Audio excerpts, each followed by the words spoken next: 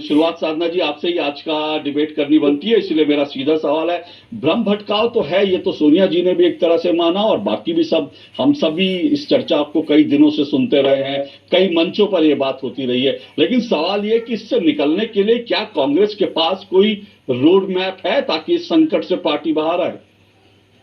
देखिए आदरणीय अशोक जी, सबसे पहली बात, आदरणीय सोनिया गांधी जी ने मात्र ये बात कही है कि जो हमारी रोज की प्रेस वार्ताएं हैं या जो भी हम जारी करते हैं, कई बार ऐसा हो जाता है कि ब्लॉक स्तर तक वो बात नहीं पहुंच पाती, तो उस पर ध्यान देने की आवश्यकता है। इससे मैं पूरी तरह सरोकार रखती हूँ। हमारी राष्ट्रीय अध्यक्ष अगर इस तरह की बात को कह रही है तो जरूर पार्टी को उस पर विचार मंथन करने की आवश्यकता, और हम करेंगे। ये पार्टी का अंतर्गत मामला है और इसको हम उठाने का काम करते रहे समय समय पर। देखिए कांग्रेस पार्टी में क्या है ना आदरणीय अशोक जी, लोकतंत्र चलता है।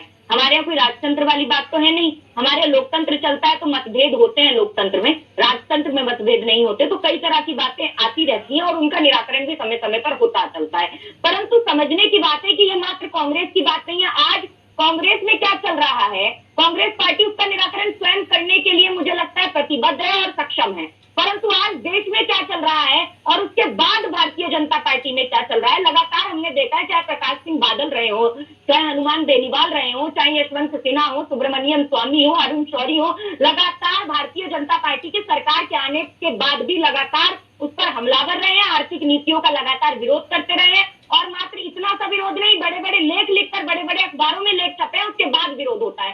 तो ये हर पार्टी के अंदर होता है। मुझे लगता है इससे देश के अंदर क्या गतिविधि चल रही है उससे कोई सरोकार नहीं है। आज की स्थिति है कि हमें चर्चा करनी चाहिए। बिल्कुल सही बात कही है कांग्रेस की राष्ट्रीय अध्यक्षा जी ने, क्योंकि देखिए जिस तरह महंगाई की मोदी मार है हिंदुस्तान में, जहां मैं बैठी हूँ बालाघाट में, वहां तो पेट्रोल की कीमत 118 को पार कर गई है, डीएपी खाद की कीमत 1100 से 1900 पहुंच गई है, एनपीके खाद की कीमत कहाँ हुआ करती थी 1025 1775 पे पहुंच गई है, कहाँ यूरिया खाद 200 रुपए बैग मिलता था, अभी आप देख लीजिए लाइनें लगी है तब भी 600 रुपए बैग नहीं मिल पा रहा है। और धान की कीमत तो आप देख लीजिए एमएसपी पे तो कहीं धान बिका ही नहीं है, बिक ही नहीं रहा है। और आगे भी आप देखिएगा क्या स्थिति होती है, कटाई का समय निकट आ गया। अब समझने की बात यह है कि इतनी परिस्थितियां बिगड़ी हुई हैं, जहां देश की महंगाई की मोदी मार है, बलात्कार हो जाता है बेटी के साथ, आधी रात में शव जला दिया जाता है, पेट्रोल डीजल पूरा आसमान के पार चला जाता है। तो जरूरी है कि इन मुद्दों को लगातार सड़कों पर और बड़े स्तर पर आंदोलित करके हमें उठाना है और हम उठाएंगे। और यही मुद्दे हैं जो मुझे लगता है जमीनी स्तर के जुड़े हुए मुद्दे हैं और इन्हें उठाने का काम कांग्रेस पार्टी निरंतर करती रहेगी। जो हमारी राष्ट्रीय अध्यक्षा जी ने जो भी बात कही उसको बिल्कुल हम ध्यान में रखेंगे। परंतु उन्होंने ये नहीं कहा महत्वाकांक्षा। देखिए हमारी महत्वाकांक्षा है, कांग्रेस पार्टी सबसे पुरानी पार्टी है। राजीव जी ने शहादत दी है, तो मुझे लगता है ये कहना महत्वाकांक्षा वाला सबसे साधना जी एक मिनट, आपने पूरी बात रखी, मैंने आपको कहीं टोका नहीं। जी बहुत धन्यवाद। आप अपनी बात पूरी रखिए, मैं आपको पूरी बात रखने की इजाजत देता हूँ, क्योंकि जाहिर सी बात है आप डिबेट में आई, अपनी बात रखने के लिए आई है। बिल्कुल। लेकिन जो आपने कहा कि उन्होंने ये नहीं कहा कि कोऑर्डिनेशन की बात, या उन्होंने कहा कि एकजुटता, ये तो उनके स्टेटमेंट में है भाई।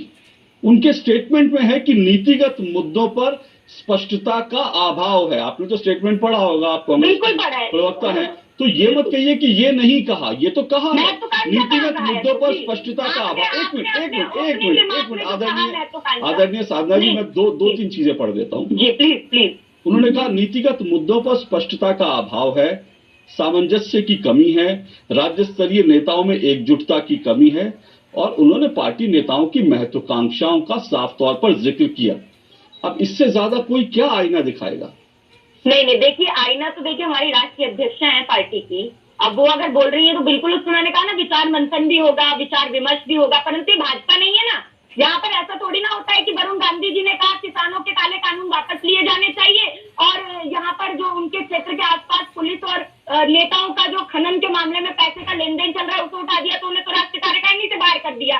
सुब्रमण्यम स्वामी ने उठाया तो उनको बाहर कर दिया, मेनका गांधी समय समय पर उठाती रहे, उनको बाहर कर दिया, चौधरी वीरेंद्र सिंह को बाहर कर दिया। तो हमारी पार्टी में क्या है, मैंने कहा ना पहले ही, लोकतंत्र। हमारी पार्टी में ऐसा नहीं होता। इनके एक विधायक है लोकेंद्र, उन्होंने यूपी के, उन्होंने कहा कि हमसे ज्यादा मत बुलवाइए, अगर हम भाजपा के खिलाफ, अपनी सरकार के खिलाफ नसीहत देने के तौर पर भी बोल देंगे तो हम पर तो देशद्रोह का मुकदमा लग जाएगा। लेकिन हमारी पार्टी में ऐसा नहीं है। तो अगर आदरणीय सोनिया गांधी जी ने पार्टी हित में कोई बात कही है तो वो जरूरी है, वो भी, लेकिन महत्वाकांक्षा का शब्द उन्होंने इस्तेमाल नहीं किया। ठीक है, ये बात आपने बिल्कुल ठीक कही कि आपकी पार्टी में ऐसा नहीं होता कि जैसे वरुण गांधी को और इनको निकाल दिया गया।